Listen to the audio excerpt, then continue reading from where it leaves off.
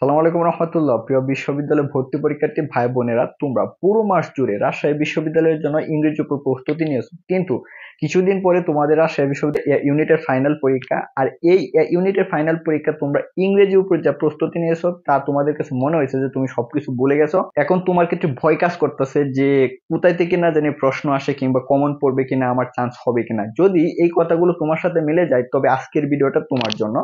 তো আজকের ভিডিওতে তোমাদের রাজশাহী বিশ্ববিদ্যালয় ইউনিটের যে প্রশ্ন ব্যাংকটা আছে, সেই প্রশ্ন ব্যাংকটা যে রাজশাহী বিশ্ববিদ্যালয়ের প্রশ্নের প্যাটার্ন আছে সেই অনুযায়ী আমি বিশ্লেষণ করে তোমাদের রাজশাহী বিশ্ববিদ্যালয়ের মেমোরাইজিং পার্টের যে টপিক গুলা রয়েছে সেই টপিক গুলাকে এমএল ট্রান্সক্রিপ্ট 9 শব্দের দুইটা শব্দতে আমি সাজিয়েছি। এই এমএল ট্রান্সক্রিপ্টের ভিতরে তোমাদের রাজশাহী বিশ্ববিদ্যালয়ের মেমোরাইজিং পার্টের জন্য যে টপিক গুলা প্রয়োজন, যেখান থেকে প্রশ্নকর্তার প্রশ্ন করুক না কেন, এই এমএল ট্রান্সক্রিপ্ট থেকেই কিন্তু তোমাদের কমন পড়বে। শুনে হয়তো তোমরা অবাক হবে, কেউ কেউ হয়তো হেসেও দিবে, হাসতেই পারো তোমরা। তোমাদের ভর্তি পরীক্ষা দিয়ে এই এমএল ট্রান্সক্রিপ্টটা তোমাদের প্রশ্নের সাথে মিলিয়ে নিও। তো এমএল ট্রান্সক্রিপ্টের ভিতরে কোন টপিক গুলাই রয়েছে, এই দুইটা শব্দের ভিতরে কিভাবেই বা এতগুলো টপিক লুকায়িত রয়েছে, সেটা যদি জানতে চাও তবে ভিডিওটা দেখতে থাকো। তো প্রথম শব্দ হচ্ছে যে এমএল। এমএল দ্বারা হচ্ছে আমি সবকিছু এখানে সংক্ষেপে লিখে রেখেছি, তোমাদেরকে সেগুলা অবশ্যই মনোযোগ সহকারে শ্রবণ করতে হবে। আর তোমরা যদি কেউ চাও তাহলে এই টপিক গুলা তোমরা নোট করে নিতে পারো। তোমরা যদি এই টপিক গুলা নোট করে তোমাদের টেবিলের সামনে একটা নোট আকারে যদি টাঙিয়ে রাখো, তবে তোমরা যখন ইংলিশ পড়তে যাবে তখন এই টপিক গুলা তোমার সামনে ফোকাস করবে এবং সেই অনুযায়ী কিন্তু তোমার প্রস্তুতিটা যে সময় তোমার হাতে রয়েছে সে অনুযায়ী তুমি নিতে পারবে। তো এমতে হচ্ছে মিনিং আর এলতে হচ্ছে লিটারেচার।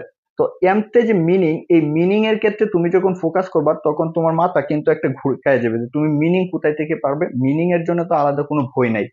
তো এই মিনিংটা দেখো, মেইন বই থেকে যে প্রশ্নগুলো হয়ে থাকে সেগুলো কিন্তু মিনিং অনুযায়ী হইতে পারে। তোমাদের এসএসসি তে যে পেসেজ গুলা ছিল সেই পেসেজ গুলার মিনিং গুলা পড়ে নিও। আর লিটারেচার দেখো, লিটারেচারটা কিন্তু বিস্তৃত অনেক, আমরা একটা দুইটা শব্দ দ্বারা এটাকে আবদ্ধ করতে পারি না। তবে রাজশাহী বিশ্ববিদ্যালয়ে যে প্রশ্নগুলো হয় সেটা হচ্ছে যে লিটারি ডিভাইস থেকে। সেটা হইতে পারে লিটারি ডিভাইসের সংজ্ঞা চাইছে কিংবা ক্যারেক্টারিস্টিক চাইছে। এই লিটারেচারের ক্ষেত্রে তোমাদের এই লিটারি ডিভাইস গুলো পড়ে নিও। আর এই লিটারেচারের ক্ষেত্রে বলতে গিয়ে এখানে একটা তথ্য আমি তোমাদেরকে দিয়ে রাখি যে রাজশাহী বিশ্ববিদ্যালয়ের পূর্ববর্তী বছর যে প্রশ্নগুলো আছে সেই প্রশ্নগুলো থেকে রাজশাহী ভর্তি পরীক্ষায় হুবহু প্রশ্ন কিন্তু রিপিট হয়। এখান থেকে যে তথ্যটা পাইলা তোমরা কিন্তু এখন কি করতে পারো যে বিগত বছর প্রশ্নগুলা লিটারেচারের সেগুলো কিন্তু পড়ে নিতে পারো, অবশ্যই অনেক উপকার হবে। এখানে যে ট্রান্সক্রিপ্ট শব্দটা রয়েছে, এই ট্রান্সক্রিপ্ট শব্দের প্রথম দুইটা শব্দ হচ্ছে টিআর। এই টিআর দ্বারা হচ্ছে তোমাদের ট্রান্সলেশন, যেটা কিনা রাজশাহী বিশ্ববিদ্যালয়ের জন্য সবচেয়ে গুরুত্বপূর্ণ অংশ। তো এখানে তোমরা আমাকে প্রশ্ন করতে পারো যে ভাইয়া ট্রান্সলেশন তো অনেক বিস্তৃত একটা বিষয়, এই বিস্তৃত বিষয় সময়ের ভিতরে পড়বো কিমো। তো ডোন্ট ওয়ারি, চিন্তার কোনো কারণ নাই।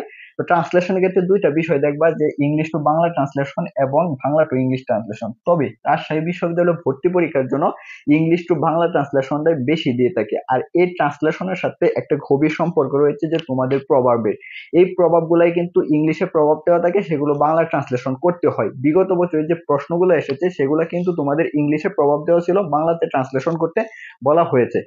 আর এনতে হচ্ছে তোমাদের অ্যান্টোনাইম। আর পরবর্তী এসতে হচ্ছে তিনটা টপিক আছে এখানে। এসতে হচ্ছে সাইনোনাইম, এসতে হচ্ছে সাবস্টিটিউশন।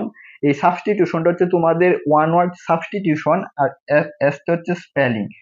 তো এই যে তিনটা বিষয়, সাইনোনাইম, সাবস্টিটিউশন, স্পেলিং, পাশাপাশি পূর্ববর্তী যে টপিকটা ছিল অ্যান্টোনাইম, এই সাইনোনাইম এবং অ্যান্টোনাইম রাজশাহী বিশ্ববিদ্যালয় ভর্তি পরীক্ষায় দেখা যায় তোমাদের গণহারে দিবে না, একটা একটা দিতে পারে, একটা সাইনোনাইম দিবে একটা অ্যান্টোনাইম দিবে। আর সাবস্টিটিউশনটা পড়বা, স্পেলিংটাও পড়বা। তৃতীয় হচ্ছে তোমাদের কারেকশন কম্প্রিহেনশন। তো কারেকশনের ক্ষেত্রে রাজশাহী বিশ্ববিদ্যালয়ে যেভাবে প্রশ্ন করে সেটা হচ্ছে তোমাদের একটা সেন্টেন্স দেওয়া থাকবে, সেন্টেন্সের নিচে এভাবে অপশন দিয়ে দিয়ে সেই কারেকশন গুলা দেওয়া থাকবে যে আসলে একটা সেন্টেন্সের কোন জায়গায় ভুল রয়েছে, এতে ভুল রয়েছে না বিতে ভুল রয়েছে না সিতে ভুল রয়েছে। যদি সিতে ভুল থাকে তবে সেক্ষেত্রে তোমার উত্তর হবে সি। আর কম্প্রিহেনশনের কথা তো না বললেই নয়, রাজশাহী বিশ্ববিদ্যালয়ে দেখা যায় প্রশ্নের প্যাটার্ন কিন্তু বিগত বছর ধরো 13-14 দিকে একরকম ছিল কিংবা 18-19 দিকে একরকম হয়েছে, চেঞ্জ হয়েছে। তো রাজশাহী বিশ্ববিদ্যালয়ে দেখে 17, 18, 18, 19 দিক থেকে কিন্তু তোমাদের এই কম্প্রিহেনশনটা কিন্তু শুরু হয়েছে। তো রাজশাহী বিশ্ববিদ্যালয় কম্প্রিহেনশন একটা টাইপ কি, একটা পেসেজ দেওয়া থাকবে, পেসেজটা হবে একটা মিডিয়াম আকারের। আর এই মিডিয়াম আকারের পেসেজ থেকে তোমাদের 4টা কিংবা 5টা তবে যে ভর্তি পরীক্ষাগুলো অনুষ্ঠিত হচ্ছে সেখানে কিন্তু 4টা তোমাদের প্রশ্ন ছিল। এই প্রশ্নগুলা করেছে কিভাবে জানো? এই প্যাসেজ থেকে হয় সেটা ইডিয়মস কিংবা তোমাদের ফ্রেজের মাধ্যমে অথবা মিনিং এর মাধ্যমে। তো এখানে যে 2টা অপশন আছে যেমন কারেকশন কিংবা কম্প্রিহেনশন, আমি মনে করি যে রাজশাহী বিশ্ববিদ্যালয়ে ভর্তি পরীক্ষার জন্য এই কারেকশন কিংবা কম্প্রিহেনশনের উপর তোমার প্রস্তুতি নেওয়ার কোনো প্রয়োজন নাই। কেন বলতেছে জানো? কম্প্রিহেনশন এটা কখনোই তুমি সিন পাবা না, এটা আনসিন থাকবে, সেটা হইতে পারে কন্টেম্পোরারি কিংবা ইভেন্ট, যদি সিন হয় সেটা হইতে খুব রেয়ার। আর কারেকশন যে বিষয়টা, কারেকশনটা যদি তুমি যে গ্রামারের উপরে যদি দক্ষ হও তবে তুমি কারেকশন ইজিলি পেরে যাবে।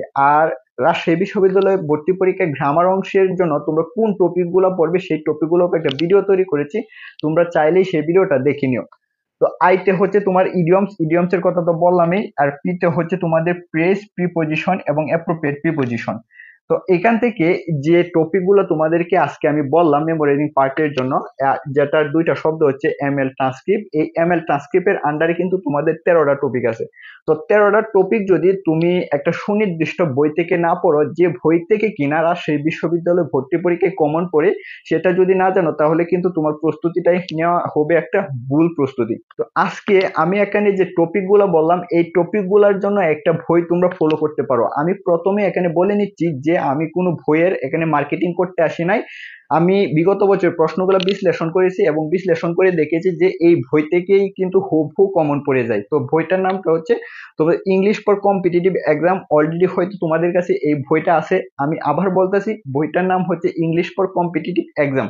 এই বইটাই তোমাদের গ্রামার বলো কিংবা মেমোরাইজিং পার্টের জন্যই তোমরা ফলো করো, ইনশাল্লাহ এই বই থেকেই কমন পড়বে। তো তোমরা সেই বিশ্ববিদ্যালয়ে ভর্তি পরীক্ষার জন্য প্রস্তুতি নাও, আর তোমাদের ইংলিশের কি গাইডলাইন প্রয়োজন সেগুলো তোমরা অবশ্যই কমেন্টে জানাও।